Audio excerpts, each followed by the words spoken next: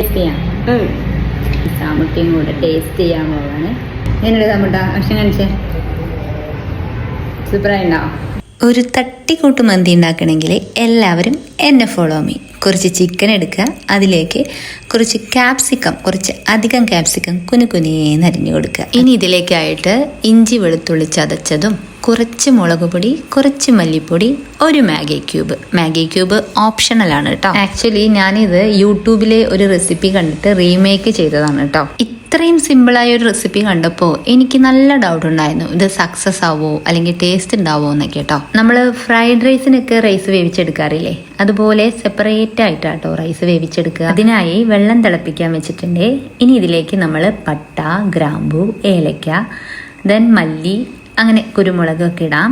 പക്ഷേ എനിക്ക് ഇതൊന്നും കിട്ടിയില്ല. ഞാനിപ്പോൾ ഉള്ളത് എൻ്റെ ഉമ്മയുടെ വീട്ടിലെ കിച്ചണിലാണ് കേട്ടോ. ഇതിനായിട്ട് ഞാൻ ഗോൾഡൻ സെല്ലാ റൈസാണ് എടുത്തിട്ടുള്ളത്. ഉമ്മ ഉറങ്ങുന്ന സമയത്ത് ഓരോന്ന് എവിടെ ചോദിച്ചിട്ട് പറഞ്ഞു തന്ന എന്തൊക്കെയോ ഐഡിയയിൽ എൻ്റെ കയ്യിൽ കിട്ടിയതൊക്കെ ഞാൻ എടുത്തിട്ടിട്ടുണ്ടേ. അതേ ഇതിൽ മിസ്സിംഗ് ആയ ഏലക്ക, ചെറിയ ജീരകം, ഇതും കൂടെ നമുക്കിതിൽ ചേർക്കാവുന്നതാണ്. മന്തിയിൽ പൊന്തി നിൽക്കുന്ന ആ ഡ്രൈ ലെമണും. ഇവിടെ ഇന്ത്യകളുടെ സംസ്ഥാന സമ്മേളനം, അങ്ങനെ നമ്മൾ ഫ്രിഡ്ജിൽ മാറ്റി വെച്ച ചിക്കൻ എടുത്ത് വേവിക്കാനായിട്ട് വെച്ചിട്ടുണ്ട്. അതേപോലെ ഫ്രീസറിൽ നിന്ന് കിട്ടിയ ഒരു ചെറിയ ബട്ടർ ക്യൂബ്സും കൂടെ ഞാനിതിൽ ആഡ് ചെയ്തിട്ടുണ്ട്. ആക്ച്വലി ഞാൻ കണ്ട റെസിപ്പിയിൽ ബട്ടർ മാത്രം ആഡ് ചെയ്തിട്ടാട്ടോ അവർ ഈ ചിക്കൻ വേവിച്ച് നന്നായിട്ട് ഫ്രൈ ചെയ്തെടുക്കുന്നത്. ഒരുപാട് മന്തി റെസിപ്പീസ് ഞാൻ കണ്ടിട്ടുണ്ടെങ്കിലും ഇത്ര എളുപ്പമുള്ള മന്തി റെസിപ്പി ഞാൻ ആദ്യമായിട്ടാണ് കേട്ടോ കാണുന്നത്. ഇത്രയും സിമ്പിളായ ഒരു മന്തി റെസിപ്പി നമുക്ക് പറഞ്ഞു തന്ന ആ ഇത്താക്ക് ഒരുപാട് ബാഡ് കമന്റ്സ് ഇട്ടുന്നതായിട്ട് ഞാൻ കണ്ടു കേട്ടോ. എന്ത് കണ്ടാലും കുറ്റം പറയുന്ന നമ്മുടെ ഈ സമൂഹം എന്നാണ് നേരാവ പടച്ചോനെ. എന്തായാലും നന്നായി എണ്ണ തെളിഞ്ഞു വന്നപ്പോൾ ഞാൻ അതിൻ്റെ റൈസൊക്കെ മേലെ ഇട്ടിട്ട് കുറച്ച് നേരം ദം ചെയ്ത് വെക്കാനായിട്ട് പോവാണ്.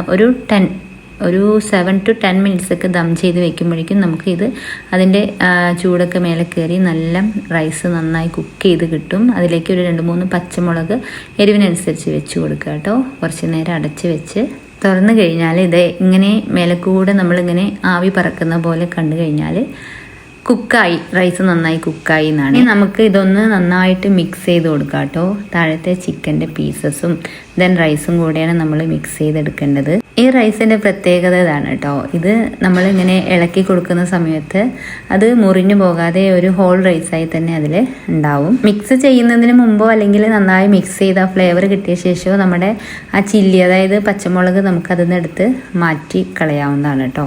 അങ്ങനെ നമ്മൾ കഴിക്കാനായിട്ടുള്ള പാത്രത്തിലേക്ക് നമ്മൾ റൈസ് എടുത്തിട്ടുണ്ട്. മന്തി ആകുന്നവരെ വെയിറ്റ് ചെയ്ത് നമ്മുടെ കൂടെ ഒരാളുണ്ടായിരുന്നു കേട്ടോ. വേറെ ആരുമല്ല, സാമുട്ടനാണ്. എനിക്ക് വേറെ ഒന്നും വേണ്ട, മന്തി ആയിട്ട് മതി എന്ന് പറഞ്ഞിട്ട് വിശന്നിരിക്കുകയായിരുന്നു.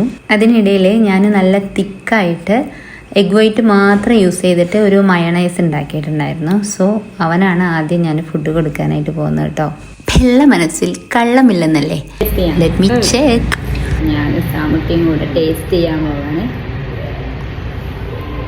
ബിസ്മി വേണം.